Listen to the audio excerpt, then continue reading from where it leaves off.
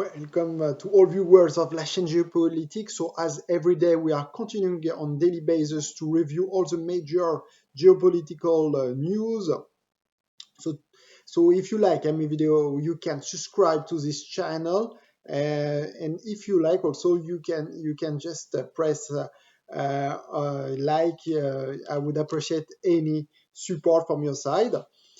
So today we will talk about the fuzzy relationship between the Popular Republic of China and the United States, and also between the relationship between Popular Republic of China and Taiwan.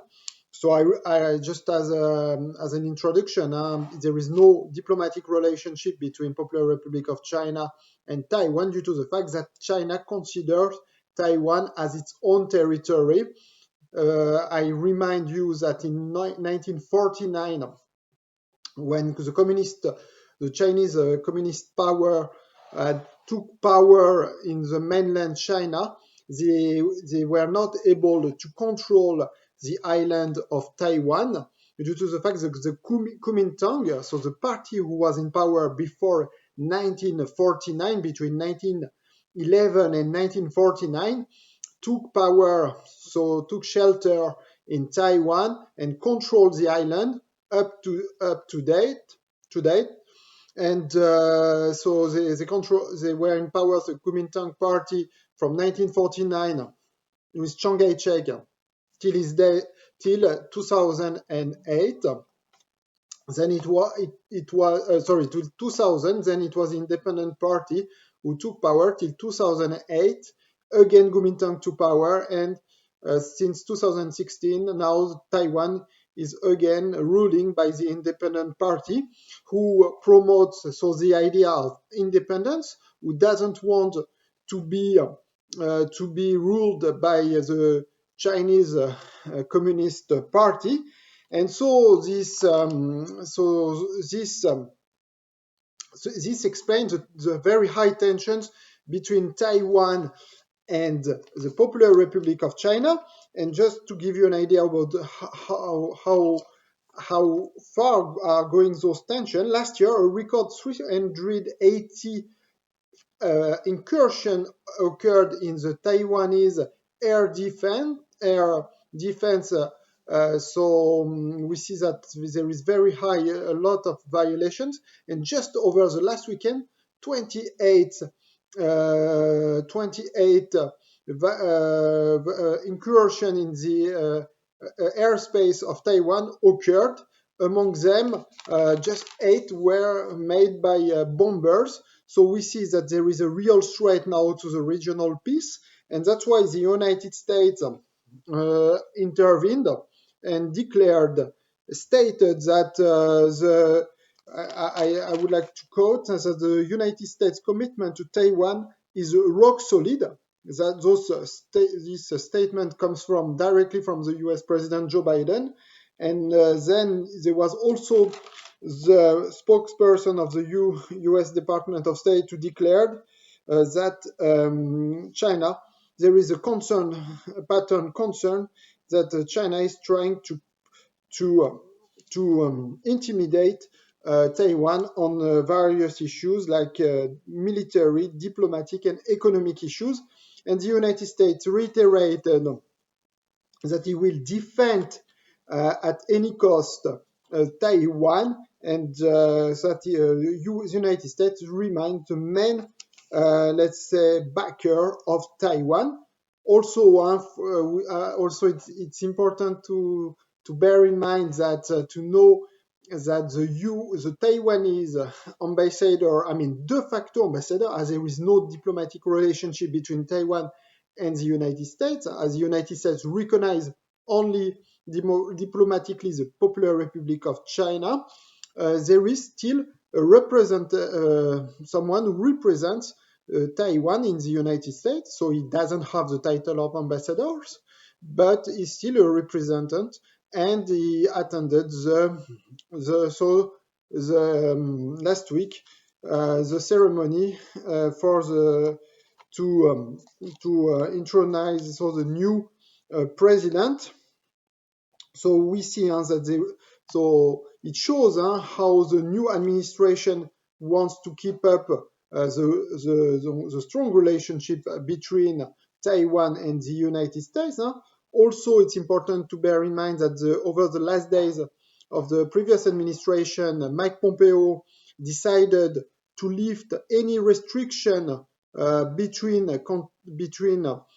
Taiwan and the United States. So it means that any US representative could now go to Taiwan to meet any representative from Taiwan. So it means, for example, that last September, the US Health Minister Alex Azar went to Taiwan, and also Kelly Craft, the US ambassador to the United Nations, tentatively tried to go to Taiwan to meet her counterpart in Taiwan. It did not occur, but at least she wanted really to use those now absence of restriction to meet her counterpart. So it means that now we can expect that someone from this administration could go over the next month to Taiwan to meet her counterpart. And so all those decisions coming from the United States create very high tension with Popular Republic of China, due to the fact that Popular Republic of China wants to not only to have, let's say, the sovereignty, the land sovereignty on Taiwan, but also the maritime sovereignty on Taiwan.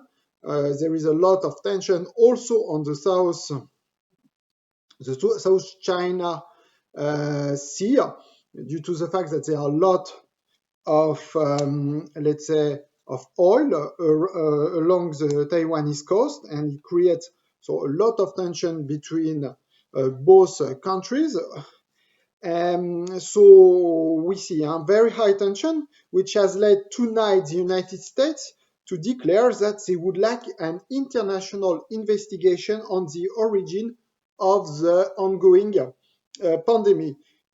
So we will expect a very tough reaction over the next hours from the Chinese authorities about this claim about an international investigation.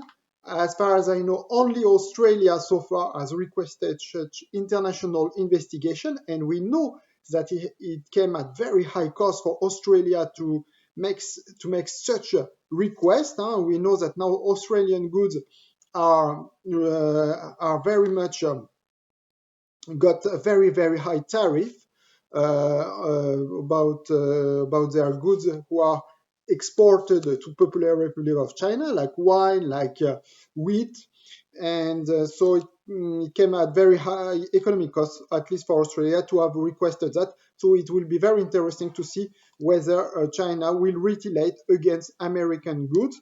And from the American perspective, the Chinese goods will continue to be taxed as the previous administration has decided. So also, not only the United States wants to keep military, let's say, to show its military superiority over China, over on Taiwan, but also are ready, let's say, to maintain an economic pressure also on the Popular Republic of China with those tariff. At least that was declared. This information was given by the U.S. Treasury Secretary Janet Yellen. So we see that there is a competition on economic and military ground between both countries. So it will be very interesting to see whether those tension will result in confrontation or not.